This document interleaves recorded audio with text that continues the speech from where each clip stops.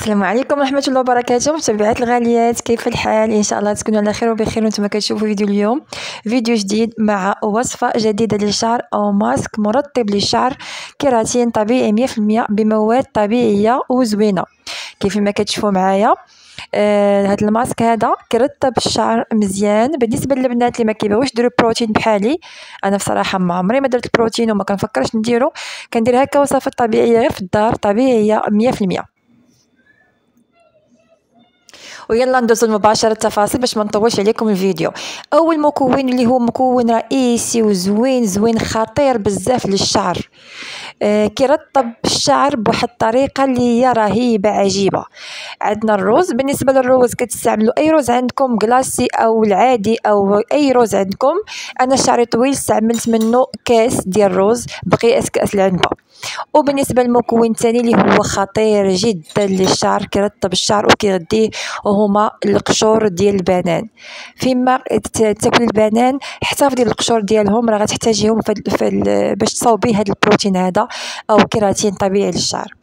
المهم بالنسبه للروز، كناخذ الروز كاس ديال الروز كيف ما قلت لكم. انا شعري طويل درت كاس، كنديرو يطيب مع 2 كيسان ديال الماء او 3 كيسات، كيطيب على عافيه مهيله حتى كيطيب هذاك الروز صافي كيولي طيب مزيان وكيتعجن. كنسطر عليها، خصو يطيب مزيان ما كيبقاش قاصح. بالنسبه لنشوف لكم الروز وهو كيطيب كتزيدوا واحد شويه الماء، عينكم ميزانكم حتى كيطيب هذاك الروز. صافي من بعد ما طاب كنطحنوا على هذا الشكل هذا حتى كيولي على شكل كريمه كيف ما كتشوفوا معايا. راه غير من الشكل ديالو راه كيبان المضمون. صافي نخليه جانبا. بالنسبه للقشور ديال البنان خديت هنا قشور ديال 2 بنانات، قطعتهم على هذا الشكل هذا بحال الشكل كيف ما كنقطعوا هكا الربيع، قطع صغيره كيف ما غتشوفوا معايا. وغير باش ما ننساش نقول لكم، هذا البروتين او كيراتين طبيعي للشعر كتستعملوه مره او 2 المرات في السيمانه، وكتخليوه 3 السوايع في الشعر ديالكم او 2 السوايع، ومن بعد كتغسلوا شعركم.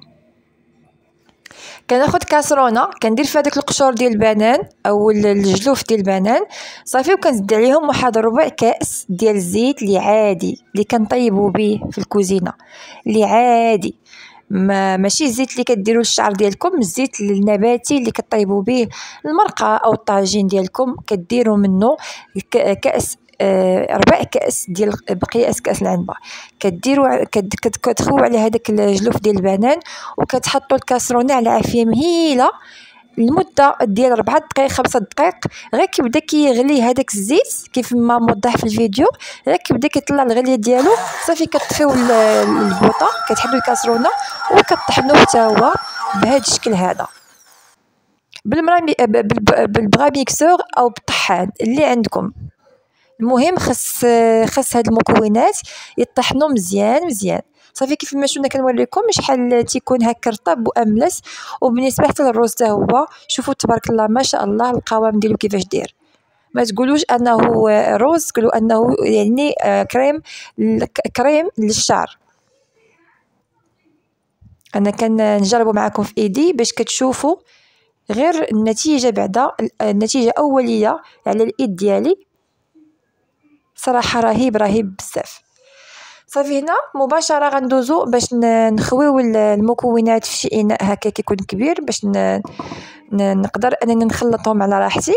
صافي خويت داك الروز، ومن بعد غنجيب هذاك القشور ديال البنان اللي خلطتهم مع الزيت وغليتهم غليتهم شويه فوق البوطه على عافيه مهيله حتى هو كنصفيه. من الاحسن كنصفيه باش كنحيد دوك الخيوط ديال البنان اللي كيبقاو، باش تحتفظ غير بهداك الشيء اللي تيكون هكا سهل باش نابليكيه على الشعر ديالي.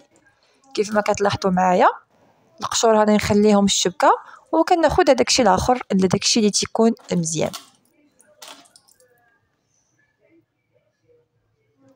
وحتى هو كيف ما كتشوفوا راكم عارفين المنافع ديال القشور ديال البنان شحال زوينين للشعر وللوجه. صافي كمان بعد ما نصفي هذوك القشور ديال البنان، هنا كنزيد واحد المعلقه كبيره من الزبده اللي كتكون حيوانيه، والاحسن كتكون حيوانيه او البلديه من نوعيه جيده. هذيك ديال البواطه من الاحسن بلاش. كتستعملوا معلقه كبيره ديال هاد الزبده هذه صافي، وكتستعملوا واحد المعلقه كبيره ديال داك البلسم او المرطب اللي كتستعملوه من بعد الشامبوان ديالكم اللي كتكونوا كتدوشوا. كتستعملوا هذاك الابري شامبوان او البلسم اللي كتديروه من بعد الشامبوان، من بعد ما كتغسلوا شعركم كديروا منه واحد المعلقه كبيره. هذا بالنسبه لهذا اختياري، هذا اختياري، الا ما كانش عندكم او ما كنتوش كديروه فبلاش تستغناو عليه. صافي انا كندمج جميع المكونات مع بعضياتهم مزيان مزيان. هنا من بعد غندمج بالايد دي من الاحسن باش جميع المكونات كينسجموا مع بعضياتهم. صافي وغندوز مباشره ابليكي على الشعر ديالي.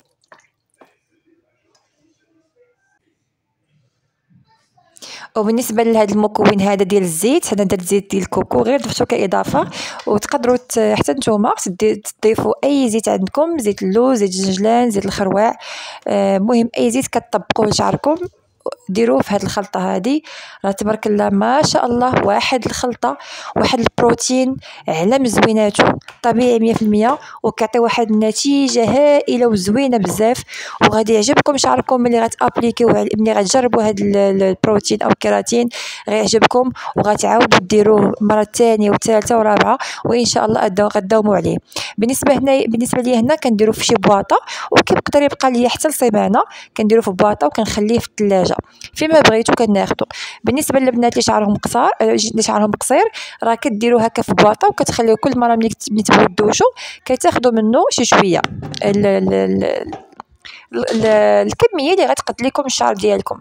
بالنسبه لي انا شعري طويل درت كثرت كيف ما شفتوا، درت كاس ديال الروز. كنحاول هكا نكثر شويه المكونات. صافي كيف ما شفتوا كناخذ الشعر ديالي كنقسمو على جوج باش كيجيني ساهل انني ابليكي على الشعر كامل. صافي كنحاول ناخذ خصله بخصله كيف ما موضح في الفيديو، وكنشد واحد الكميه ديال هذاك البروتين او الكيراتين طبيعي، وكنشدو كنديرو على الشعر ديالي، وكنحاول هكا نبدا نجرب كيف ما كنديرو الترطيبه في الصالون بحال هذاك الشكل. كنبقى هكا نجر وكنبقى نماسي ندير مساج للشعر ديالي وانا غادا من الفوق حتى لتحت، وكنبقى نحاول ندخلو لداخل، وكنحاول هكا نغذيه بهذاك البروتين. بالنسبه كنت حطيت واحد البروتين حتى هو طبيعي غير هو بالبيض. بالنسبه للبنات اللي ما كيبغيوش البروتين اللي فيه البيض حتى هو زوين، حتى هو اللي بغيتو تشاهدوا دخلوا القناه ديالي غتشوفوا حطيت الفيديو قبل هذا الفيديو هذا غتلقاوه في القناه. الا كنتو الا ما كانش عندهم مشكل مع البيض ديروا هذاك البروتين اللي كنت حطيت لكم قبل. وإلا عندكم مشكل مع البيض ما كتبغيوش البيض في الشعر ديالكم راه هذا البروتين حتى هو زوين بزاف بزاف. صافي دابا غنكمل بنفس الطريقه حتى ندخل مزيان هذاك البروتين مع الشعر. زوين، بروتين زوين كيغذي البشره كيرطبها كيخليها هابطه، ما كيخليهاش مشوكه وطالعه. وحتى بالنسبه للبنات اللي كيديروا السوشوار راه زوين بزاف بزاف هذا البروتين. راكم عارفين بعد السوشوار الشعر كيتحرق، ودونك خاصنا نعتنيو به من بعد ما كيتحرق، من بعد ما كنلقيو نلقيو السوشوار بزاف كنديروا ليه هذا البروتين على الاقل بعدا كيرطب الزغبه وكيغذيها. وحتى من بعد ما كديروا هذا البروتين ملي كديروا السوشوار كتحسوا بواحد الفرق زوين، كتحسوا بشعركم انه تصاوب مزيان ولا رطب وحريري. صافي انا من بعد غنغسل شعري بالشامبوان ديالي عادي،